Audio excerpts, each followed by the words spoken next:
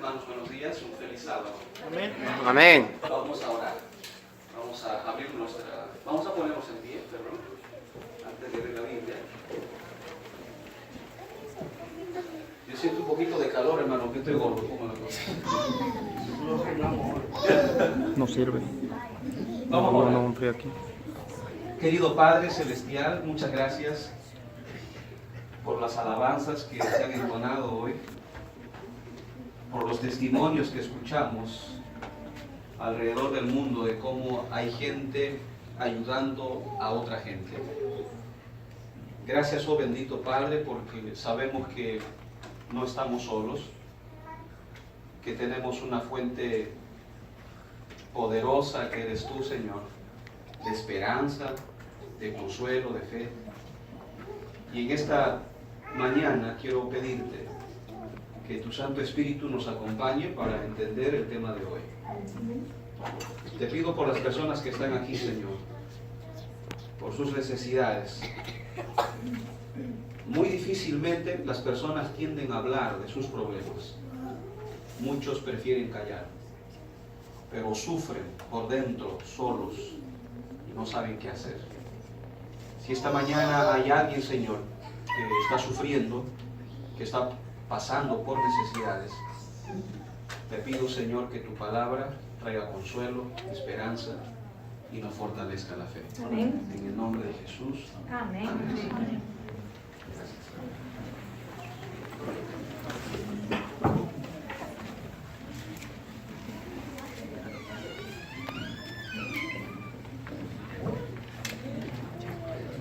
Hoy voy a hablar acerca de un tema familiar.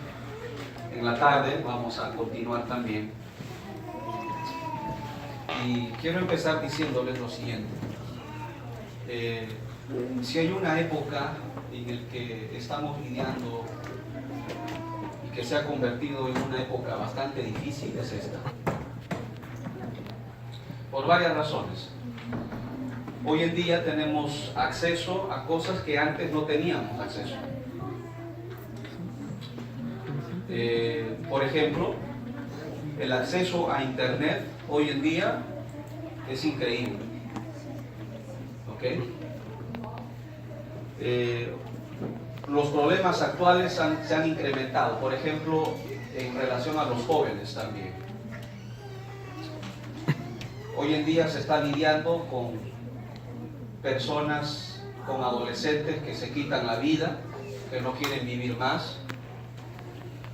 Hoy en día también se lidia con una realidad. Hace muchos años yo quería no verlo, pero no me queda otra cosa más que verlo, y cada día más me voy convenciendo de una realidad que no podemos tapar. Y son cosas que suceden y que no están fuera de la iglesia, son cosas que suceden dentro de la iglesia. Es una realidad. ¿A qué me refiero? Hoy en día existen padres divorciados. Hoy en día la iglesia está también llena de madres solteras que asumen la responsabilidad y llevar adelante a su familia. Hoy en día vivimos también una época donde a veces hay padres solos, llevan a su hogar solos. Otra de las realidades es que también tenemos hoy en nuestras iglesias personas que no solo se han divorciado, sino que se han vuelto a casar, personas que conviven, en fin. Todas estas situaciones suceden y no suceden fuera de la iglesia, son cosas que suceden adentro. Y hoy en día se ha vuelto cada vez más común eso, el divorcio, me vuelvo a casar, este no me gusta, lo dejo, me vuelvo a casar y así. Y esa es una realidad. Y los niños en el medio, sin saber qué hacer, si irse con papá o con mamá o con los dos. Estamos viviendo en una época así, hermanos, bastante difícil. Los niños tienen acceso a lo que antes nosotros como niños no teníamos. Para ir a Internet, me acuerdo yo, teníamos que rentar una máquina y con supervisión y con tiempo. Hoy no. Los niños tienen acceso a eso de manera increíble y muchos padres desconocen eso. esta realidad lo menciono porque quiero que usted sea consciente en la época en la que estamos viviendo. ¿Está bien? Ya no son las épocas del 60, del 70, del 80. Son épocas bastante complicadas, bastante difíciles.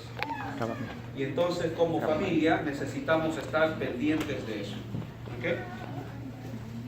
Entonces, habiendo dicho eso, hermanos, la violencia, las relaciones sexuales antes del matrimonio, todas esas cosas también son reales hoy. Y como iglesia, como iglesia, no podemos ser ajenos a esa realidad. Necesitamos ser conscientes que eso pasa, está pasando. ¿Está bien? Me acuerdo una vez cuando un padre de familia llevó a su hija al hospital para hacer sus rutinas, sus chequeos regulares, y los doctores, dentro de sus preguntas, está preguntar a los muchachos ¿cuándo fue la última vez que tuviste relaciones sexuales? Los doctores no se ruborizan, no se alarman, porque son preguntas de rutina, porque ellos asumen que ya los muchachos aquí, a los 16, 17 años, ya han tenido su primera relación sexual. Entonces tienen que preguntar. Es prácticamente, entre comillas, normal, pero no es normal. Y todas esas cosas son reales, pasan, suceden, y no estoy hablando cosas que suceden fuera de la iglesia, son cosas que pasan dentro de la iglesia. Se ha vuelto común tener intimidad sexual antes de casarse. Por eso yo siempre digo, hermanos, que los jóvenes adolescentes de 16, 17, 18 años no están preparados para tener novios ni novias. ¿Ok? Así es que los jóvenes que me escuchan, no es tiempo para eso. Pastor, pero amo a esa chica, me gusta esa muchacha. Claro, el hecho de que tú ames está bien, pero eso es solamente un amor hormonal, eso es todo.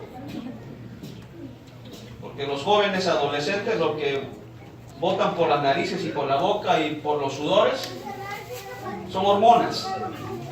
Eso es todo.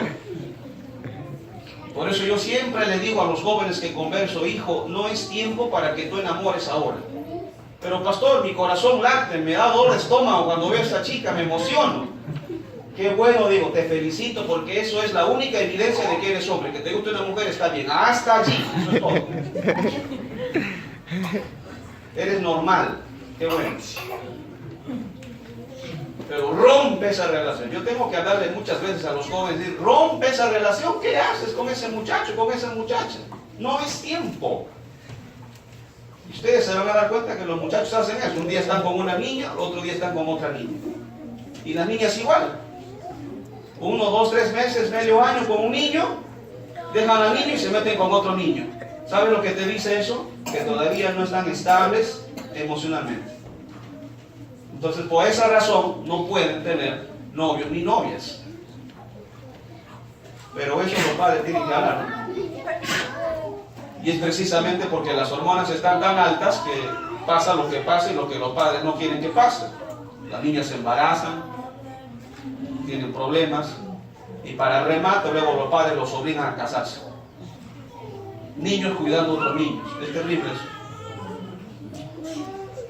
Entonces, habiendo dicho esto, familia, que vivimos en una época bastante difícil, bastante complicada, donde hoy se tiene acceso a muchas cosas que antes no se tenía, y si usted está pensando, no, pastor, en mi casa yo tengo todo controlado, el internet de mi casa tiene password, pastor, no entran a páginas prohibidas, pues quiero darte una mala noticia, aunque no lo hayan visto en tu casa, tus hijos lo han visto en otro lado. Pornografía, sexo, violencia, etcétera, etcétera. Hoy hay acceso a muchas de esas cosas. Vamos a abrir la Biblia porque vamos a meditar en la palabra del Señor. Pero no quiero quedarme con ese mensaje.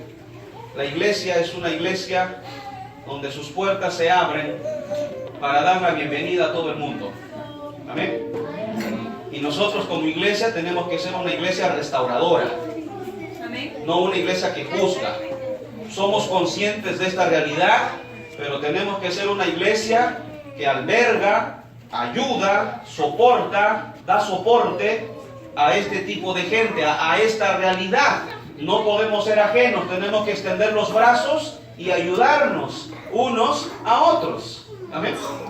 Eso es lo que tenemos que hacer. Tenemos que ser una iglesia que, bien es cierto, es una iglesia de enfermos, de situaciones difíciles, pero que necesitamos ayudarnos. Ayudar al divorciado, ayudar a la madre soltera, ayudar al padre solo, ayudar a esos muchachos que se equivocaron. Tenemos que ser una iglesia que nos ayudemos. Y todos son bienvenidos. Aquí nadie es santo. Somos imperfectos y necesitamos ayudarnos. Amén. Jueces capítulo 2, versículo 7 al versículo 10. Jueces capítulo 2, versículo 7 al versículo 10.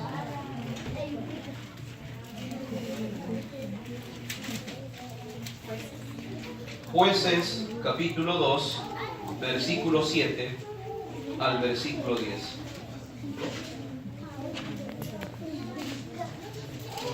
Voy a leer para ustedes, dice así: y el pueblo había servido a Jehová todo el tiempo de Josué y todo el tiempo de los ancianos que sobrevivieron a Josué, los cuales habían visto todas las grandes obras de Jehová que él había hecho por Israel.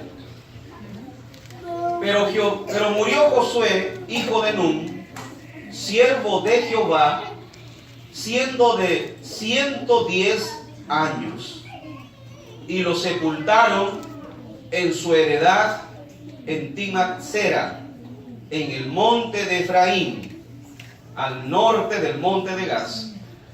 Y toda aquella generación también fue reunida a sus padres, y se levantó después de ellos otra generación que no conocía a Jehová ni la obra que él había hecho por Israel. Saben, hermanos, en realidad los jóvenes y los niños, yo creo que casi no tienen culpa de lo que pasa con ellos. Me convenzo cada día más que los culpables somos nosotros los padres. Y vamos a estudiar lo que dice estos textos de la Biblia. Primero empieza diciendo que todo el pueblo que había servido a Jehová. ¿Qué pueblo? El pueblo de Israel. ¿Pero qué pueblo era ese? Personas que vivían en tiempos de Josué, en su época. Estas personas que vivieron con Josué, al cual la Biblia en el versículo 7 dice el pueblo, número uno, era un pueblo que había servido a Dios todo el tiempo que Josué permaneció vivo. ¿Está bien? Todo el tiempo. Año tras año, todo el pueblo, incluyendo Josué, sirvieron a Dios. Qué lindo, ¿no? Qué maravilloso. Habían visto todos ellos, sus contemporáneos de Josué, todos, nietos, hijos, esposos, todos, dice la Biblia, habían visto las grandes obras que Dios había hecho. Eran testigos, todos, pequeños y grandes, de las cosas lindas que Dios había hecho. Amén. Ese era el pueblo que había vivido con Josué. Número uno, voy a repetir. Era un pueblo que sirvió a Dios. Era un pueblo que había visto las obras de Dios. Y todo estaba bien hasta que el versículo 8 dice: pero murió Josué, lo enterraron, lo sepultaron, y también murieron todos aquellos que con Josué habían vivido, toda su gente de su época. Hermanos, una de las preguntas que yo me hago es: ¿qué va a hacer de nuestras futuras generaciones? ¿Qué va a pasar con nuestros hijos? Porque aquí pasa algo interesante en esta historia.